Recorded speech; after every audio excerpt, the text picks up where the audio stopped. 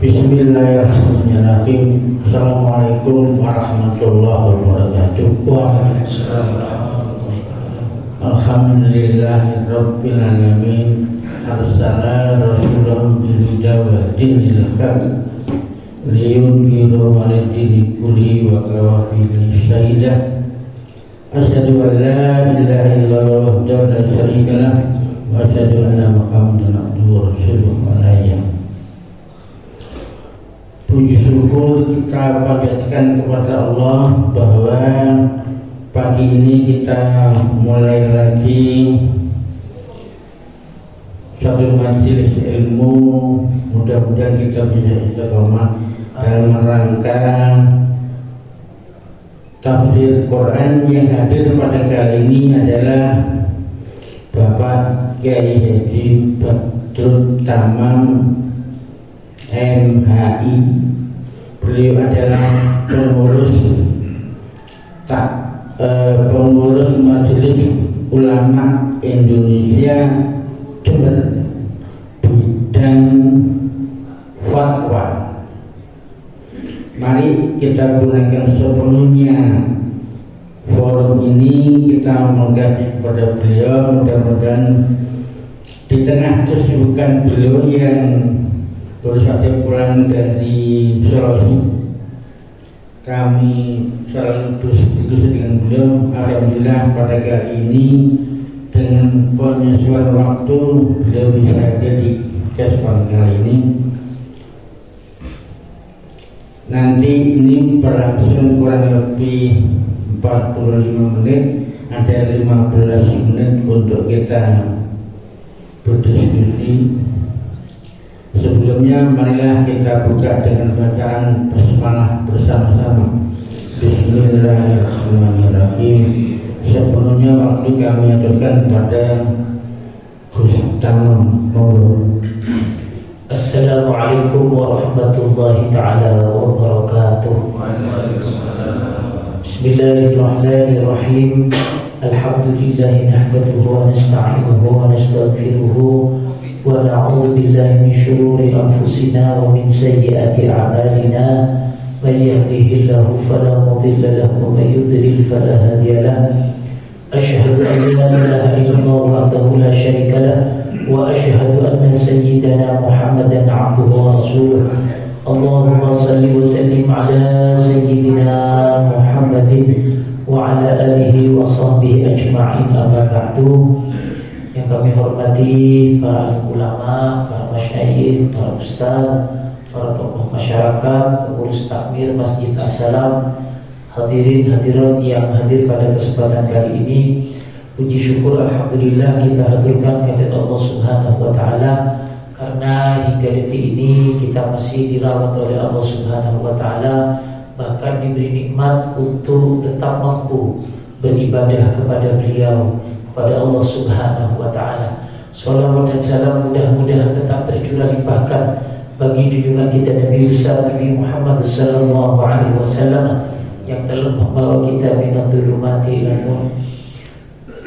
Sebelum memulai pengajian, sebenarnya saya oleh Ustadz sudah dihubungi berkali-kali, tapi kebetulan bersamaan dengan beberapa acara dan memang disampaikan beliau, saya baru datang dari Sulawesi Selatan, ada acara MKKM, Musabaqah Qiraatil Kutub nasional internasional, dan sebelum itu sebenarnya ada waktu, cuma bersama dengan walimah tetangga itu jam 6, jadi khawatir tidak betul, akhirnya ditunda sampai saat ini ya. Dan ini menghubungi saya sudah lama sekali dan saya mohon maaf karena baru diberi kesempatan pada pagi hari ini.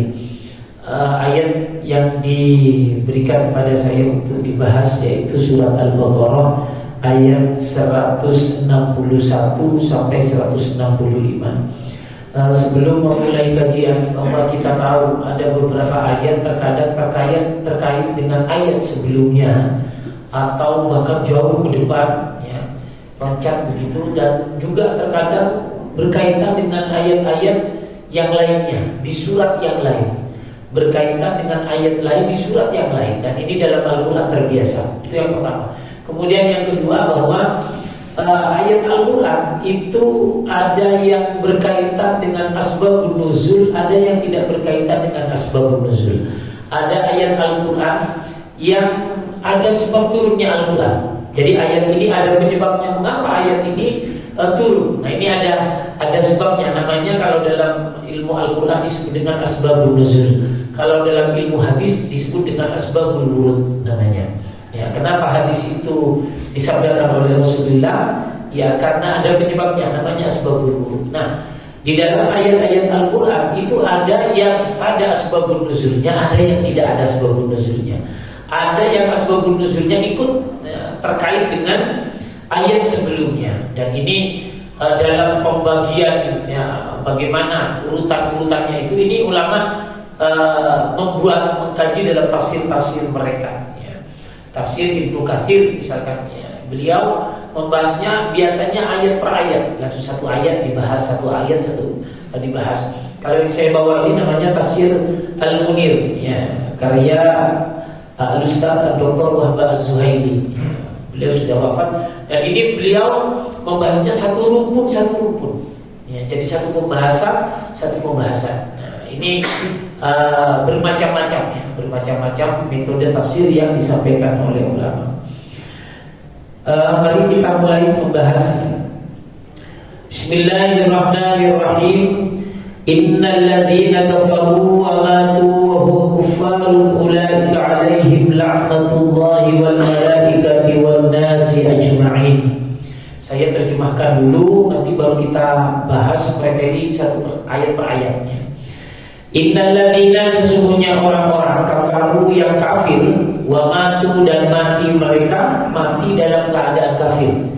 Wa hum kufarun, sedangkan adapun mereka kufarun ialah dalam kondisi kafir. Ini kalau dalam santri, kalau kata santri baunya bau hal namanya ya. Orang yang matinya dalam keadaan kafir. Ulaika 'alaihim la'natullahi, mereka akan mendapat laknat Allah. Wal malaikati, dan akan mendapatkan laknat dari malaikat, wan nasi, dan manusia ajma'ina seluruhnya. Khalidina fiha, mereka kekal abadi di dalam laknat itu, mereka kekal terus-menerus mendapatkan laknat.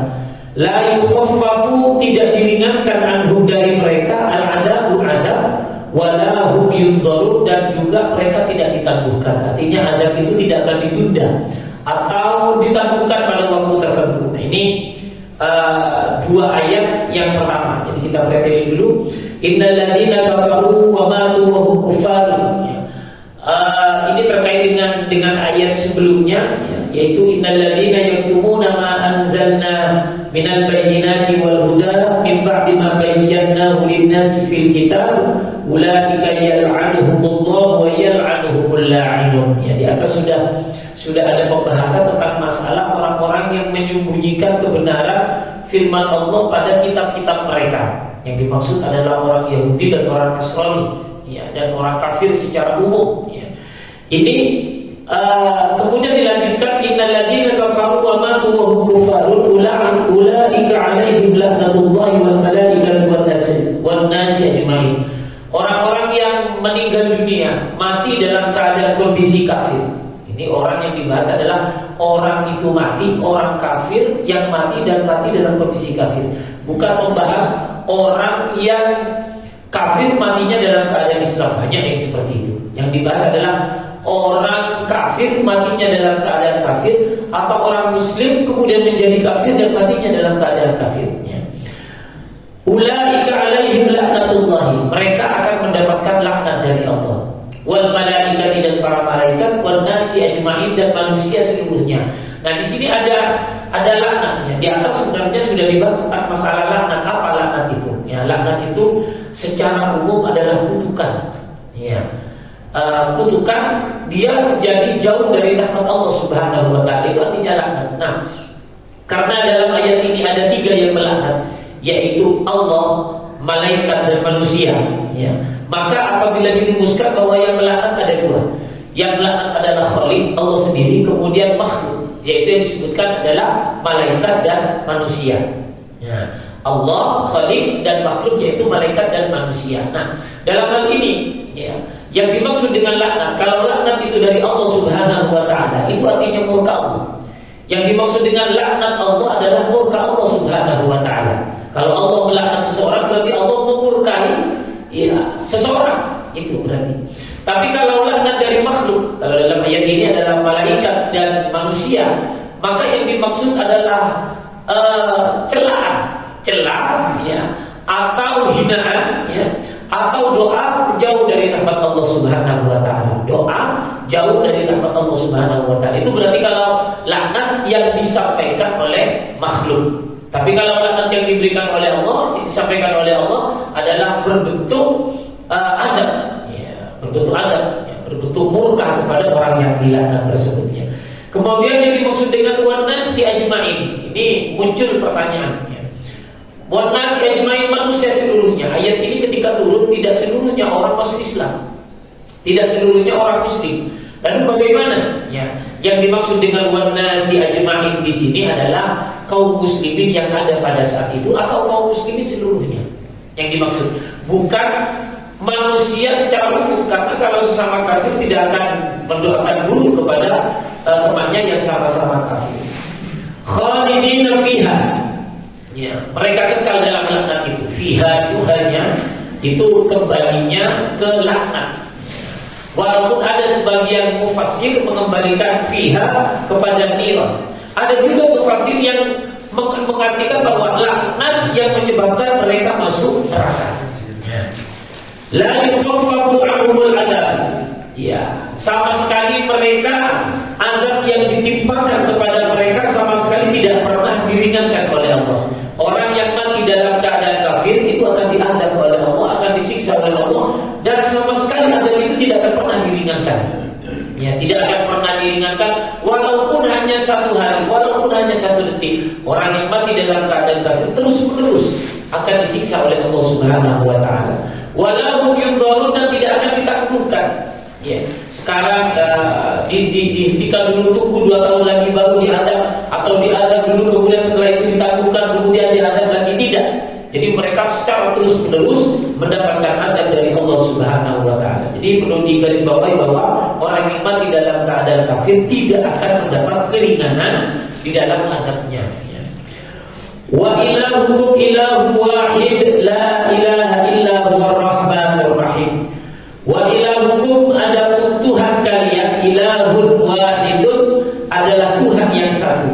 La ilaha illa huwa, tidak ada Tuhan kecuali Dia Allah. Ar-Rahmanu, yang Maha Pengasih, Ar-Rahimu, yang Maha Penyayang. Ya. Ayat ini wa ilahukum ilahu wahid. Ayat ini ada asbabun nuzulnya. Apa asbabun nuzulnya? Asbabun nuzulnya adalah suatu ketika orang-orang kafir musyrik pada saat itu, orang-orang yang menyembah berhala, karena orang kafir yang ada di tanah Arab pada waktu itu bermacam-macam. Ada mereka kafir dari golongan Yahudi, ada orang mereka kafir dari golongan Nasrani, Kristen, ada mereka kafir dari golongan penyembah autan. Penyembah autan itu adalah penyembah berhala. Kemudian yang sedikit adalah mereka penyembah makhluk halus. Mungkin dalam bahasa kita termasuk diantaranya dewa-dewa. Ya. Kemudian ada pada saat itu, tapi tidak banyak. Kemudian ada yang paling minoritas adalah mereka tidak beragama, orang kafir yang tidak beragama. Nah, yang dimaksud dengan asbabun nuzul pada ayat ini adalah orang-orang kafir yang mereka menyembah Tuhan, menyembah autan, ya, menyembah berhala. Ya. Mereka datang kepada Nabi Muhammad SAW dan menanyakan tentang silsilah Tuhan yang disembah oleh Nabi Muhammad. Allah itu silsilahnya bagaimana? Ya. Garis keturunannya itu dari siapa? Karena dari jalur mereka itu ada keturunannya, Lata, Uzza. Jadi bapaknya siapa, kakeknya siapa, Tuhan mereka. Ya. Kemudian ponakannya siapa. Jadi Tuhan itu diibaratkan sebuah keluarga. Ya. Ada bapaknya, ada anaknya, ada ibunya, ada pamannya, ada ponakannya, ada kakeknya, dan lain sebagainya. Ada cucunya, ada cicitnya. Karena itulah ada garisnya. Ya, ada garisnya. Mereka datang kepada Nabi Muhammad dan menanyakan silsilah keturunan tentang Tuhan yang disembah oleh Nabi Muhammad sallallahu alaihi wasallam. Kemudian Nabi menjawab wa ilahukum ilahu wahid, ya. Tuhan kalian itu, ya, adalah Tuhan yang satu, ya. Tuhan ini kum ini dihadapkan, ya. Memang ahli tafsir berbeda pendapat. Ada yang dimaksud adalah semua yang ada di hadapan Nabi, ya. Tuhan kalian seharusnya adalah satu, ya. Kemudian ada yang mengatakan bahwa ini kepada para sahabat Nabi, bahwa Tuhan kalian itu adalah Tuhan yang satu. Tuhannya tidak berbentuk pasangan keluarga, suami istri dan lain sebagainya, ya. Tapi Tuhannya adalah Tuhan yang satu, ya. Kemudian ini juga asbabun nuzul, ya. Dari aspek lain ada yang mengatakan bahwa wa ilahu ilahu wahid, Tuhan kalian itu adalah Tuhan yang satu. Ini untuk menjawab, ya, salah satu dari orang kafir yang mengatakan bahwa bagaimana alam semesta ini diciptakan hanya oleh satu orang, ya. Seharusnya ada yang menciptakan, ada yang merawat, dan ada yang menghancurkan alam semesta ini. Paling tidak membutuhkan tiga Tuhan. Satu, Tuhan yang bisa menciptakan, membuat alam semesta, membuat hutan, membuat air, membuat manusia, membuat hewan dan lain sebagainya. Kemudian ada Tuhan yang menjaga. Setelah diciptakan, dijaga, ya. Bagaimana dia dikasih rezeki, dikasih kebutuhannya, ya. Dan disanksi kalau ternyata dia melanggar. Ini Tuhan yang kedua adalah Tuhan yang merawat. Kemudian yang ketiga adalah Tuhan yang menghancurkan, yang membinasakan, ya. Ketika sudah waktunya dia lapuk, ya, bagaimana dia bisa dihancurkan, bisa mati, ya. Hewan bisa mati, pohon bisa tumbang mati dan lain sebagainya. Seharusnya seperti itu. Tuhan paling tidak ada tiga. Kalau sendirian bagaimana akan mengurus seluruh alam semesta, ya. Lah satu orang bapak saja, satu orang ibu saja paling mampu, paling banyak mengasuh, ya, 4 orang anak secara bersamaan, ya. Kalau punya anak 20 anak tidak bersamaan mengasuhnya, ya. Ini diibaratkan, diandaikan, dilogikakan bahwa Tuhan itu diibaratkan sebagaimana makhluk, ya. Jadi kalau anjing punya anak berapa, mempunyai segitu. Kucing punya anak berapa, ayam punya anak berapa. Nah, dianggap mengasuh seperti itu. Jadi tidak mungkin Tuhan itu hanya satu. Tapi oleh Allah Subhanahu wa taala melalui Nabi Muhammad sallallahu alaihi wasallam turunlah ayat wa ilahukum ilahu wahid. Tuhan kalian itu hanya satu. La ilaha illa huwa, tidak ada Tuhan illa huwa kecuali Dia Allah, ya. Ar-Rahmanu yang Maha Pengasih, Ar-Rahimu yang Maha Penyayang. Nah, Ar-Rahmanur Rahim ini ulama, ya, mengatakan bahwa Ar-Rahman itu adalah karunia Allah, rahmat Allah yang diberikan kepada makhluk seluruhnya, berupa rizki, berupa kesehatan dan lain semuanya. Pokoknya hanya diberikan Ar-Rahman ini kepada makhluk seluruhnya, baik muslim ataupun kafir, tetap diberi rahmat oleh Allah Subhanahu wa taala.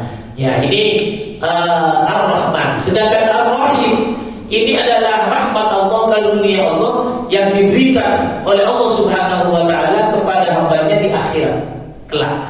Ya. Ini tafsir ulama, ada yang berpendapat seperti itu. Ada yang berpendapat seperti ini. Rahman ini diberikan kepada seluruh makhluk, sementara Ar-Rahim hanya karunia Allah yang diberikan kepada orang Islam saja, baik dunia atau akhirat. Di antaranya apa? Adalah karunia seseorang diberi kekuatan untuk beribadah. Kita ini sholat subuh barusan berjamaah, ini bagian dari rahimnya Allah yang diberikan kepada kita. Karena ada saudara-saudara kita yang muslim pun ini belum melaksanakan sholat subuh, ya. Ada yang melaksanakan sholat subuh tapi belum berjamaah, gitu, ya, di rumah masing-masing, ya. Ini menunjukkan bahwa dia belum mendapatkan rahim Allah tapi sudah mendapatkan rahmat Allah. Kalau rahmat Allah diberikan semuanya, orang kafir pun mendapatkannya. Orang kafir ada yang lebih kaya dari kita, ada yang lebih sehat dari kita, ada yang lebih tampan, lebih cantik dari orang muslimah. Ya, tapi urusan ibadah kepada Allah Subhanahu wa taala, menyembah kepada Allah Subhanahu wa taala hanya diberikan kepada orang yang muslim saja, yang mukmin saja. Itulah rahim. Jadi perbedaan pendapat tentang Ar-Rahman Ar-Rahim ini banyak sekali dibahas di surat Al-Fatihah di depan, ya. Di antaranya Imam Al-Fakhrur Razi itu tafsir Mafatihul Ghaib membahas Ar-Rahman Ar-Rahim sangat panjang, ya, dan disertai dengan argumentasi baik secara hadis ya, dan juga secara logika ya. Karena termasuk tafsir Mafatihul Ghaib itu termasuk at-tafsiru bil ma'qul ya, tafsir yang disampaikan dengan menggunakan ma'qul ya, dengan menggunakan akal. Kemudian inna fi khalqis samawati wal ardi wa ikhtilafil laili wan nahari wal fulki allati tajri fil bahri bima yanfa'un nas wa ma anzalallahu minas samai min ma'in fa ahya bihil arda ba'da mawtiha wa batha fiha min kulli dabbatin wa tasrifir riyahi was sahabi al-musakhkhari baina as-samai wal ardi la ayatin liqaumin yaqilun. Inna fi khalqis samawati wal ardi, sesungguhnya di dalam penciptaan langit dan bumi, wa ikhtilafil laili wan nahari, dan pergantian antara malam dan siang, siang dan malam, malam menjadi siang, wal fulki, dan perahu-perahu fil allati tajri fil bahr, yang berjalan di lautan ya. Ini sangat indah sekali ya, menggunakan al-fulki allati tajri fil bahr,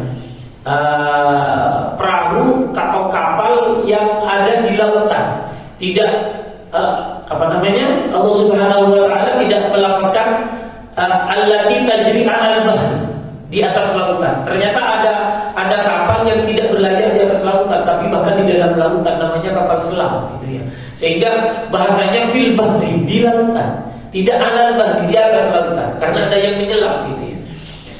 Bima yanfa'un nas ya, dengan sesuatu yang bermanfaat kepada manusia.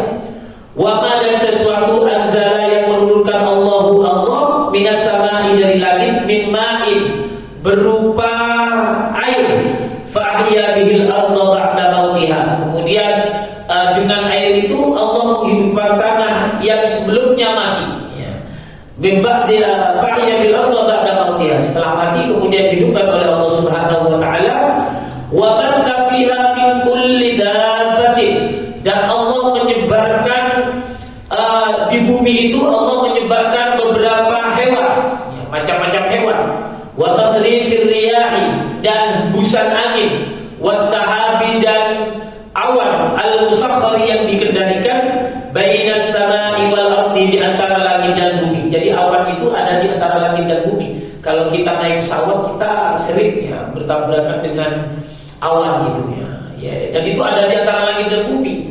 Belum langit, awan itu belum langit, masih jauh di sana ya.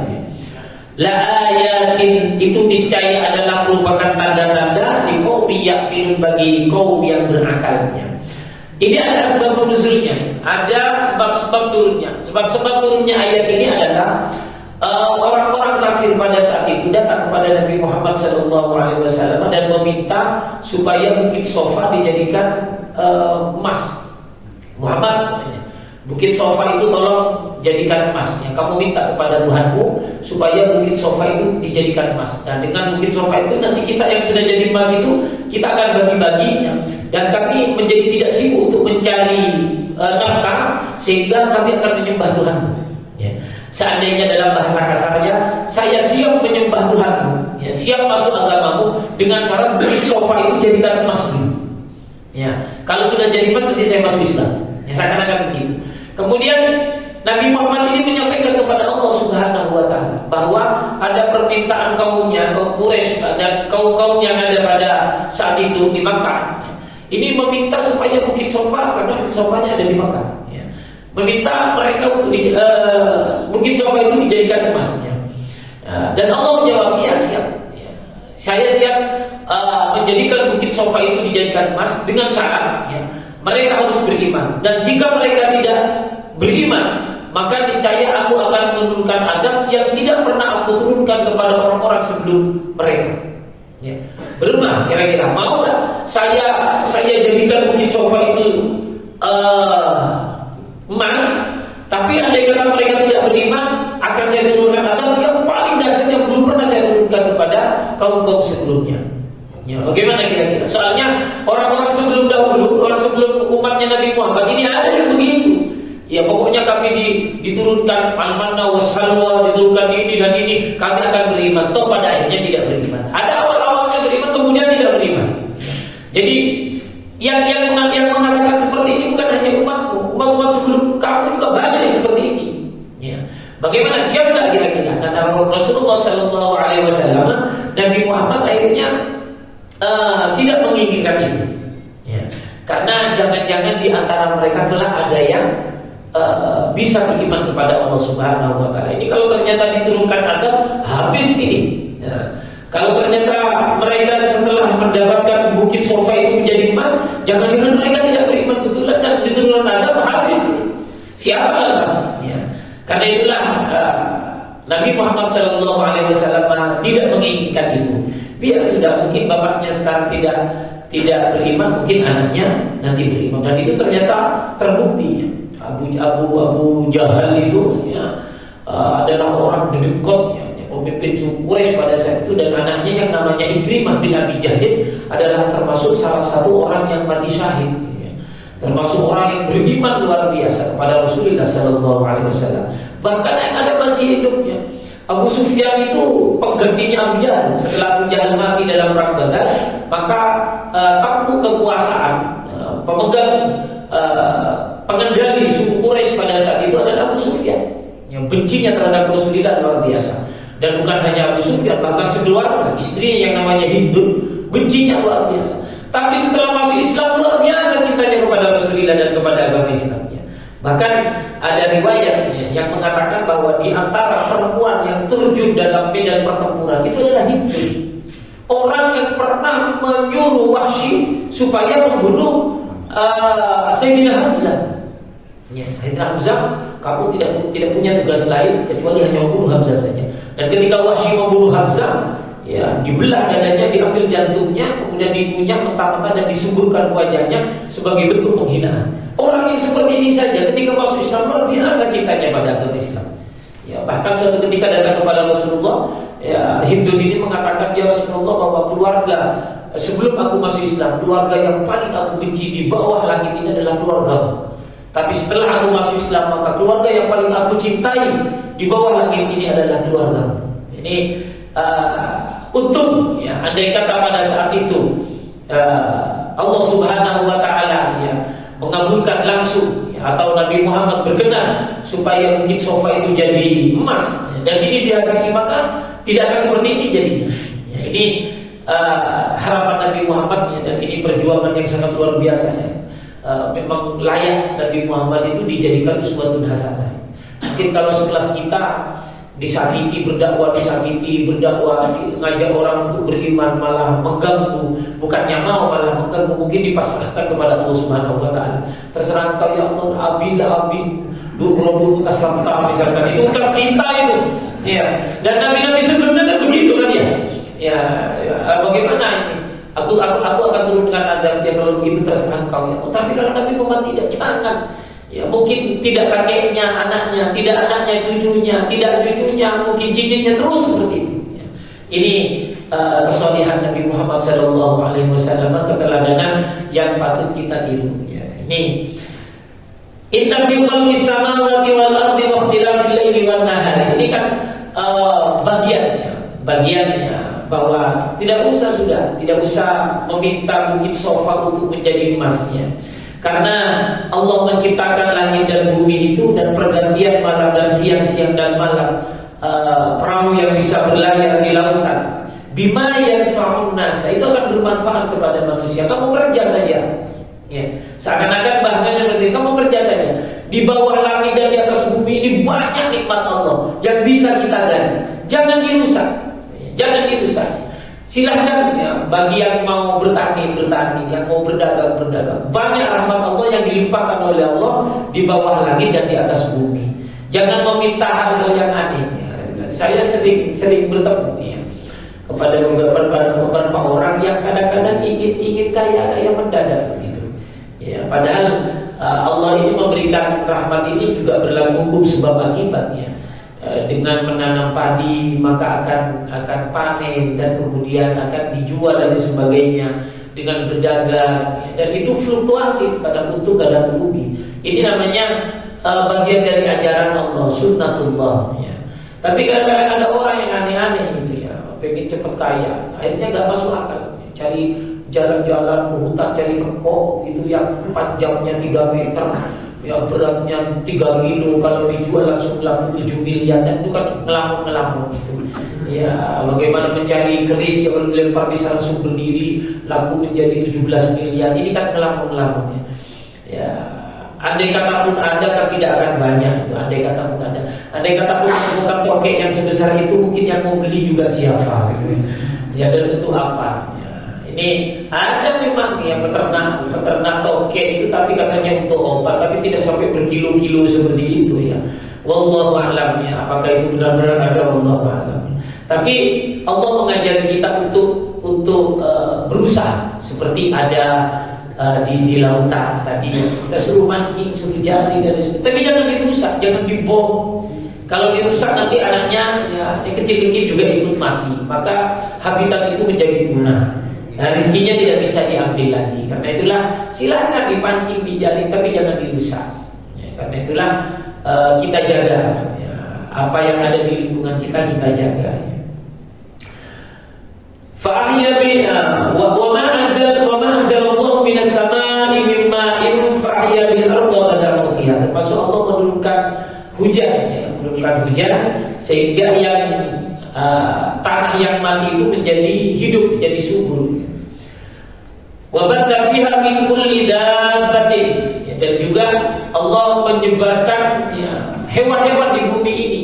Semuanya itu bisa digali, ya, semuanya itu bisa kita gunakan, ya, macam-macam hewan itu ya. Ada yang bisa digunakan untuk makanan konsumsi, ada yang untuk obat dan lain sebagainya. Wa tasrifir riyahi was-sahabil musakhkhari bainas samai wal ardi la ayatin liqaumin yaqilun. Ya, dan itu hembusan angin, ya, hembusan angin ini kan rahmat dari Allah Subhanahu wa taala ya. Kalau sudah tidak ada angin bagaimana kita? Tidak ada udara bagaimana kita? Dan semua itu adalah la ayatin liqaumin yaqilun. Itu adalah tanda bagi orang yang berakal ya. Dan saya pernah hadir dalam sebuah diskusi ya, ya bagian dari tugas ya, Majelis Ulama Indonesia, ada sebuah diskusi tentang masalah kesehatan. Biasanya kalau Majelis Ulama Indonesia itu sebelum memutuskan sebuah hukum, misalnya berkaitan dengan anatomi manusia misalnya, itu biasanya mendatangkan pakar. Jadi kita tidak gegabah, takut mengkhawatirkan menghukumi sesuatu yang kita tidak paham sebelumnya.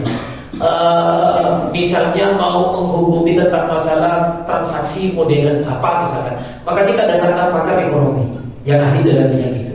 Itu kalau dalam Majelis Ulama Indonesia terbiasa seperti itu. Nah, suatu ketika kita akan membahas tentang masalah yang berkaitan dengan anatomi manusia ya, dan dokter pakar ahli yang menyampaikan itu mengatakan seperti ini,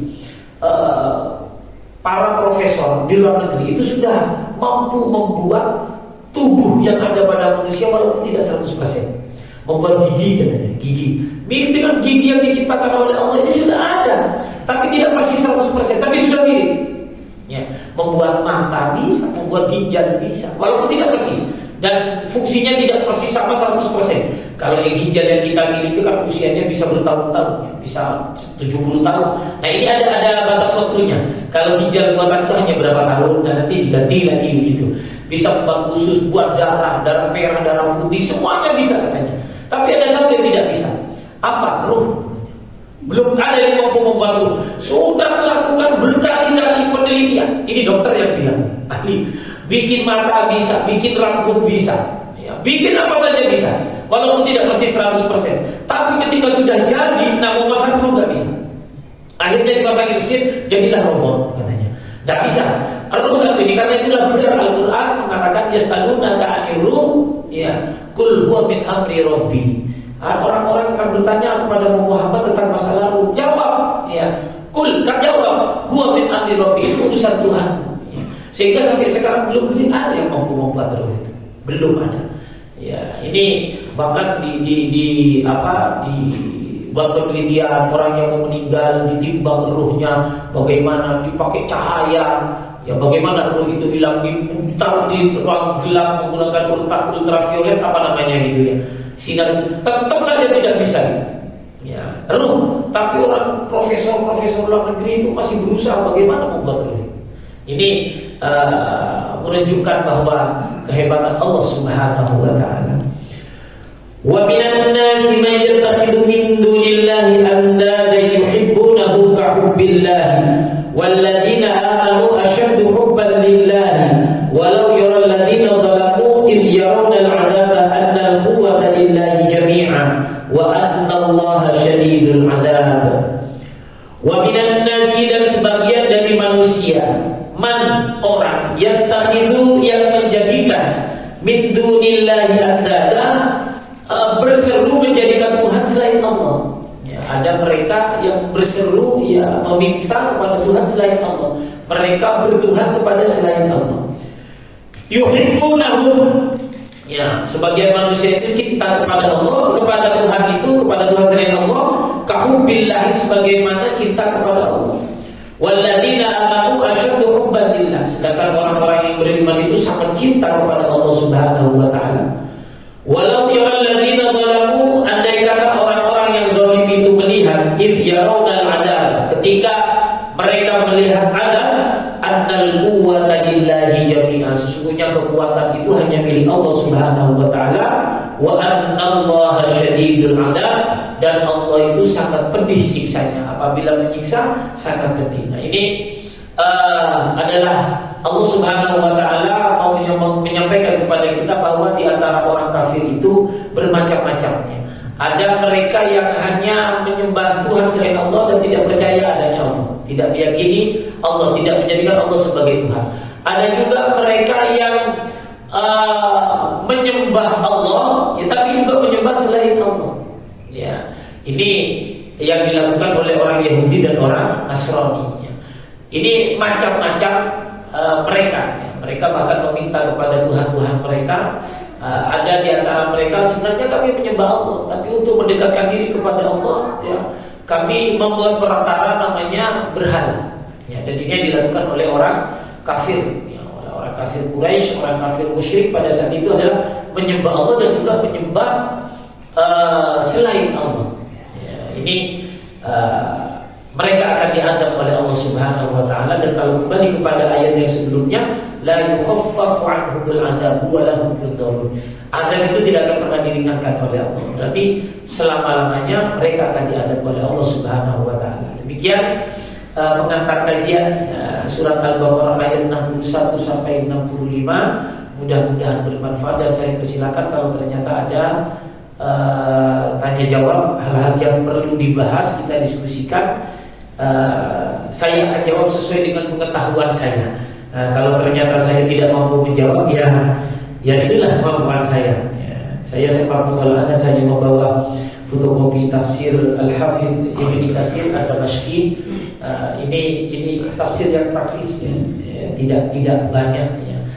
Dikatakan tafsir karena sudah menafsiri maksud. Ada tafsir kayak Jalalain, itu menafsiri monotif, ya, lafaz-lafaz yang monotif dan dijelaskan tapi tidak panjang lebar. Kalau tafsir Ibnu Katsir ini standar.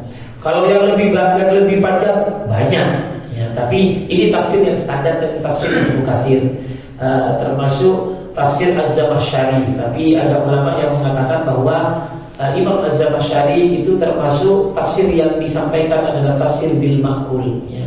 Sedangkan tafsir bil ma'qul ulama-ulama mutawakkilin tidak menerima, tidak mau menerima tafsir bil ma'qul, hanya mau menerima at-tafsir bil ma'thur saja. Walaupun belakangan ya sebagaimana biasa, ya, ada yang menerima dan ada yang tidak menerima. Demikian yang mungkin dapat saya sampaikan sebagai pengantar. Kurang lebihnya mohon maaf. Wassalamualaikum warahmatullahi taala wabarakatuh. Waalaikumsalam warahmatullahi wabarakatuh. Moga Bapak Ibu sekalian bisa masuk. Ini santrinya. Oke. Bersama, boleh silakan. Assalamualaikum warahmatullahi Sebenarnya wabarakatuh. sering ketemu kalau di kampus ini. Jadi saya punya pertanyaan dari penjelasan surah Al-Baqarah tadi ayat 161. Bagaimana konteksnya ketika tadi kan dikatakan orang yang mati dalam keadaan kafir itu maka dia kekal di dalam neraka. Bagaimana konteksnya ketika Abu Lahab, bahwa diceritakan di kebanyakan oleh mubalik, disampaikan bahwa Abu Lahab itu mendapatkan ampunan setiap hari Senin karena dia pernah ketika Rasulullah itu lahir, dia sempat senang, gembira bahwa kelahiran Rasulullah, sehingga dikatakan bahwa Abu Lahab itu mendapatkan ampunan siksaan pada setiap hari Seninnya. Bagaimana konteks ini dengan kita tabrakan dengan ayat tadi ya, khalidina fiha wala yukhaffafu tadi. Terima kasih. Sebenarnya ini biasanya disampaikan oleh kiai-kiai NU kalau acara Maulid biasanya. Ya, dan ini sudah menjadikan dasar merayakan Maulid Nabi itu lawang Abu Lahab saja, gitu ya. Kayaknya begitu lah. Abu Lahab saja bahagia itu diringankan, yukhaffafu ya, diringankan adabnya pada hari Senin karena berbahagia. Dan ceritanya agak panjang itu. Abu Lahab bahagia dan memerdekakan budaknya namanya Thuwaibah al-Islamiyah. Itu sehingga dia diringankan adabnya. Ini biasanya dijadikan dasar bagi yang merayakan Maulid Nabi biasanya. Nah, hadis ini, riwayat ini ya, sebenarnya bukan cerita, tapi riwayat.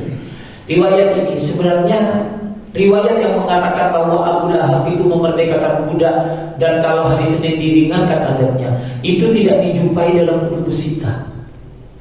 Tidak dijumpai. Cerita ini tidak ada dalam Bukhari, Muslim, ya, Nasa'i, Ibnu Majah, tidak ada.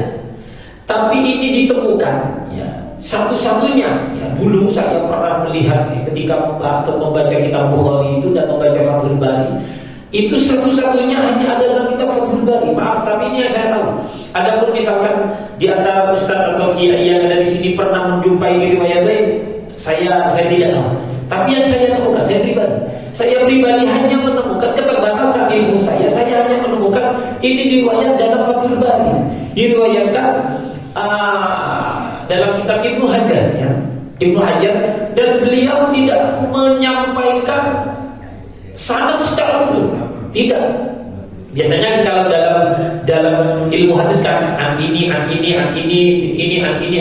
Rasulullah sallallahu alaihi wasallam. Biasanya begitu. Tapi tidak, Ibnu Hajar itu menyampaikan cerita ini itu di wadakar as-Suhaili. Ya, as-Suhaili. Kalau tak salah begitu. Jadi Imam as-Suhaili mengatakan bahwa suatu ketika, ya, apa Sayyidina Abbas, apa Ibnu Abbas, saya lupa itu. Ibnu Abbas, Sayyidina Abbas, paman Rasulullah itu bermimpi Abu Lahab dalam kondisi buruk begitu. Kasarnya kotor, kumuh, disiksa dan sebagainya. Ditanya dalam mimpi, bagaimana kondisi kamu sekarang Abu Lahab? Ya, kamu seperti kamu lihat. Ya, saya ini kondisinya seperti ini. Tapi saya ini kalau hari Senin diringankan oleh Allah Subhanahu wa taala. Saya kalau Senin ini tidak diadab karena pada hari Senin itu adalah hari lahirnya Rasulullah, dan kenapa kok seperti itu saya diringankan hari Senin? Karena saya pernah memerdekakan budak saya bernama Thuwaibah al-Islamiyah karena bahagia Nabi Muhammad itu lahir gitu. Nah, ini bagaimana kira-kira? Sementara Al-Qur'annya jelas mengatakan la yukhaffafu anhumul adabu wa lahum yudhar. Satu sisi Al-Qur'an mengatakan orang yang mati dalam kondisi kafir tidak akan pernah diringankan. Tapi dalam sisi lain ada riwayat yang mengatakan bahwa Abu Lahab akan diringankan. Bagaimana ketika riwayat hadis bertabrakan dengan ayat Al-Qur'an kalau seperti ini? Nah, dalam menyikapi ini memang ulama berbeda pendapat. Ada yang mengatakan bahwa mimpi andai kata riwayat itu benar. Andai kata riwayat yang disampaikan oleh Ibnu Hajar dalam Fathul Bari itu benar, maka yang dimaksud adalah bukan di neraka, tapi di kuburan, dikubur. Kalau dikubur belum di neraka, maka tidak bertabrakan dengan ayat ini. Karena ayat ini yang dimaksud adalah di alam, di akhirat kelak. Sementara di dunia mungkin saja ada alam barzakh itu diadab, tapi ketika hari Senin dihentikan, mungkin saja itu dikubur, tidak di alam barzakh. Kalau di alam barzakh tidak akan diampuni, karena ayat Al-Qur'annya tegas. Yang kedua mengatakan bahwa riwayat ini, ya, seperti mana Bang? Seperti yang saya sampaikan tadi bahwa riwayat As-Suhaili itu oleh Ibnu Hajar tidak dibahas secara tuntas rawinya siapa saja. Sehingga andai kata demikian, maka bisa saja riwayat ini termasuk riwayat yang mauhumah. Ya, diduga bisa saja keliru. Kalau begitu tetap Al-Quran la yukhaffafu anhum al-'adzabu wa lahum yunzarun, ya. Karena satunya adalah mimpi, ya. Yang kedua adalah riwayatnya tidak disebutkan secara utuh. Di Kutubus Sittah tidak ada. Kemudian yang ketiga, andai kata pun riwayat ini benar dan ayat Al-Quran mengatakan orang kafir yang mati dalam kondisi kafir tidak akan pernah diringankan, maka andai kata riwayat ini benar, bisa saja terjadi, dan ini adalah termasuk takhsis namanya, pengecualian. Ya, bisa saja dikecualikan untuk Abu Lahab. Bahkan ada penjelasan, tapi saya lupa kitabnya di mana. Ya, bahwa bukan hanya Abu Lahab, tapi juga Abu Thalib. Abu Thalib. Ya, kan ittifaq bahwa Abu Thalib itu mata kafirun, ya, mati dalam keadaan kafir. Abu Thalib juga mendapatkan ampunan. Cuma tidak dijelaskan pada hari apa. Biasanya dibahas oleh ulama tentang masalah syafaat biasanya. Dan itu ketika pembahasan masuk itu Abu Thalib, itu pembahasannya bahwa Abu Thalib itu mendapatkan syafaat, diringankan adatnya. Ya. Ini termasuk taksis. Kalau riwayat itu benar, maka menjadi taksis, pengecualian. Kan biasa ada undang-undang yang setiap lampu merah wajib berhenti kecuali kalau ambulan. Ya, setiap lampu merah wajib berhenti kecuali polisi sedang mengejar perampok, misalkan penjahat, maka silakan terobos. Orang yang dalam ini namanya taksis, ya. Dalam ilmu usul fikih masuk dalam kategori taksis. Ya. Kalau ditanya kalau pendapat saya pribadi bagaimana kira-kira? Saya pribadi jujur saja dalam hal itu bingung saya. Ya. Karena riwayat Ibnu Hajar betul-betul hanya menyebutkan Wadakar As-Suhaili. Ya. Dan ini pernah dikaji, bukan tidak pernah dikaji oleh ulama ini. Di mana riwayat itu, dan di Kutubus Sittah ternyata tidak ada. Dan ini bagaimana ya? Lumayan sementara itu biasanya dijadikan hujah untuk saudara-saudara kita yang merayakan Maulid Nabi Muhammad SAW. Dan merayakan Maulid Nabi termasuk masalah khilafiyah. Yang mau merayakan silakan, yang tidak mau juga silakan. Silakan. Tidak jadi masalah. Sama dengan masalah-masalah fikih yang lainnya. Itu mungkin yang pertanyaan pertama. Ya. Oke, silakan. Assalamualaikum warahmatullahi wabarakatuh. Nama saya Harsono, di kampung, kalau di komunitas dipanggil Harson. Jadi pada pagi hari ini alhamdulillah Bapak Yai Haji Badrut Tamam MHI, saya hanya mohon pencerahan saja Bapak. Kalau kita refleksikan pada saat ini, orang panjenengan menyampaikan bahwa orang-orang kafir pada waktu itu adalah orang-orang yang menentang kebenaran. Nah, saat ini yang menentang kebenaran itu betul-betul percaya dengan adanya Allah, dengan percaya. Antara lain, dalam tanda petik, saya tidak akan mensucikan saya sendiri berkorupsi, berdunia rupiah, mereka percaya dengan adanya Allah.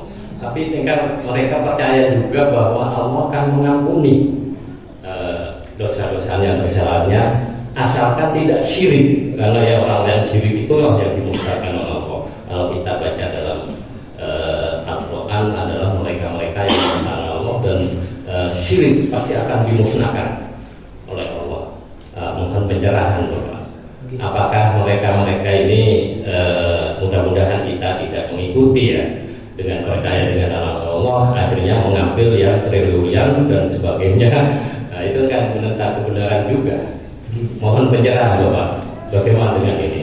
Mereka percaya bahwa akan diampuni kalau Allah itu Maha Pengasih dan Maha Penyayang. Jadi kalau hanya berkorupsi pasti akan diampuni, kecuali saya tidak percaya dengan adanya Allah. Kemungkinan dalam tanda petik ya Bapak ya. Saya kira itu Bapak Haji Badrul Tamam FKI. Saya hanya mau membicarakan. Jadi bingung kita ini di saat ini era saat ini. Saya kira itu Bapak. Nama saya Rasono. Wassalamualaikum warahmatullahi wabarakatuh. Waalaikumsalam warahmatullahi wabarakatuh. Terima kasih Bapak Hasan. Itu memang fenomena ya, fenomena. Jadi kalau ada orang yang percaya kepada Allah Subhanahu wa taala tapi juga percaya bahwa Allah memiliki rahmat rahim, dan itu wajib.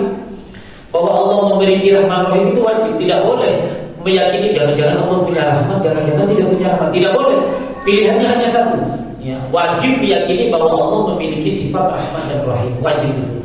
Nah, bagaimana dengan tindakan? Ini saya punya cerita juga. Suatu ketika saya pernah bertemu dengan orang tarikus sholat, orang yang tidak sholat, tarikus sholat. Dia mengakui bahwa dia tidak tarikus sholat. Ya, orang kampung begitu ya. Saya duduk-duduk dia bersama beliau. Kemudian saya tanya, apa jawab ya, Matulina, kamu saya kan sholat ya? Enggak sholat.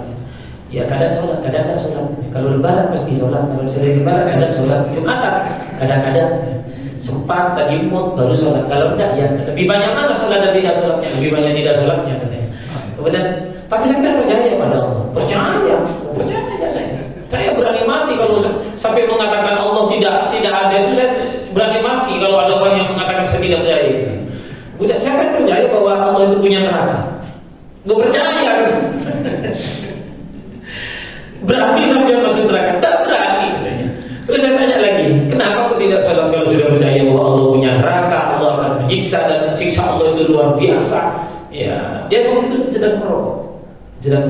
Coba ambil rokoknya itu, keluarkan dan coba nyuyutkan ke tangannya itu. 5 menit saja, udah panas. Itu belum apa-apa. Dan itu baru jari dan baru rokok. Ini yang akan dibakar seluruh tubuh. Sampai percaya, yakin. Kenapa kau tidak sholat kayaknya? Esok, malas. Ya, lempoh betul katanya. Aduh katanya. Ya berat kalau seperti itu. Nah, seperti yang disampaikan jenengan tadi, saya punya keyakinan bahwa orang yang korupsi tadi itu yakin bahwa Allah itu menyiksa dan nerakanya Allah itu pedih siksanya. Tapi dia mengapa melakukan itu? Karena dia berharap bahwa karena Allah punya rahmat dan rahimnya, sehingga suatu saat pun saya pasti akan terbebas dari siksanya Allah. Itu betul. Yang disampaikan orang itu adalah betul. Tapi satu, ya, dia menghina Allah. Penghinaannya kepada Allah Subhanahu wa taala adalah bahwa Allah memang akan mengadab, ya. Tapi Allah juga tidak akan tega membiarkan saya di situ terus, akan diangkat oleh Allah Subhanahu wa taala. Nah, dan itu betul ya, bahwa dosa yang tidak akan pernah diampuni oleh Allah syirik, termasuk ayat yang dibaca barusan, khalidina fiha. Ya. Tapi adab itu bukan sehari 2 hari. Sama dengan orang yang melanggar, seharusnya kalau menurut aturan keadilan, orang yang mencuri ayam ini berapa bulan? Orang yang 1 ekor ayam, kalau mencuri 2 ekor ayam, bulannya lebih panjang. Kalau mencuri 3 truk ayam, tentunya bulannya lebih panjang lagi, bunyinya tahu. Nah, sama seperti itu, orang yang mengkorupsi tentunya lebih lama siksaannya. Dan jangan dibuat mainan gitu ya. Jangan dibuat mainan bahwa kata ulama seperti dalam kitab Baqaiul Akhbar, 1000 hari di dunia sama dengan 1 hari yang ada di akhirat. Entah itu perasaan ya, kalau sesuatu yang tidak enak itu kan dijalani kan seakan-akan lama banget kan gitu ya. Tapi kalau sesuatu yang enak seakan-akan sebentar. Nah, sama seperti itu. Orang akan diadab oleh Allah Subhanahu wa taala dan akan diampuni juga selama dia tidak syirik kepada Allah. Selama mengucapkan la ilaha illallah, ia akan diangkat, tapi ba'dal adabi setelah diadab oleh Allah. Jadi dia ikut kada permaturan itu wakadu etono kada kepuk-kepuk soal lagi boleh tua boleh begitu. Jadi dia adabnya lama. Ya, lama. Walaupun toh pada suatu saat akan diampuni, tapi kan jangan berharap gitu ya. Jangan berharap akan selesai 2 hari 3 hari gitu ya.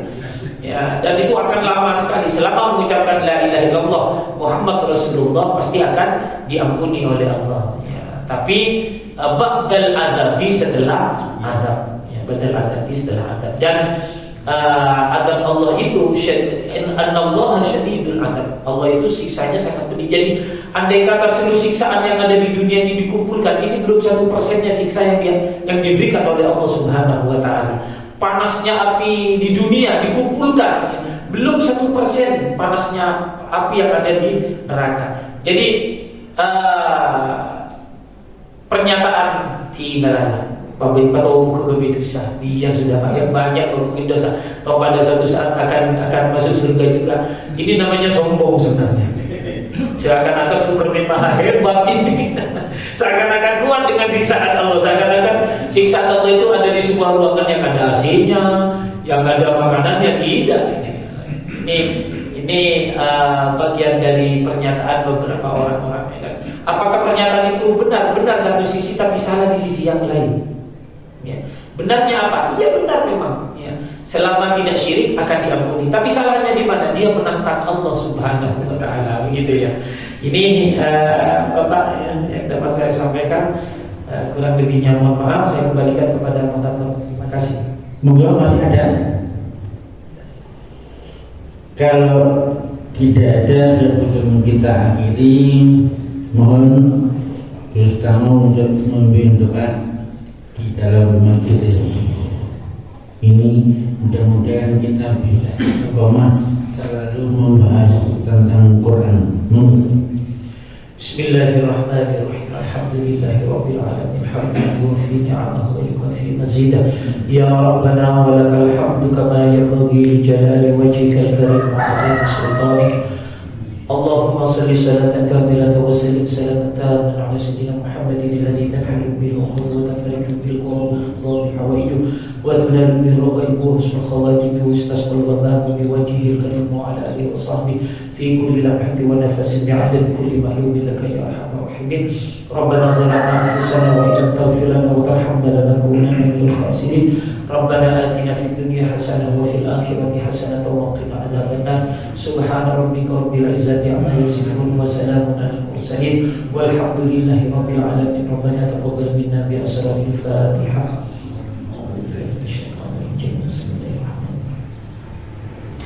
Ar-Rahmanir-Rahim.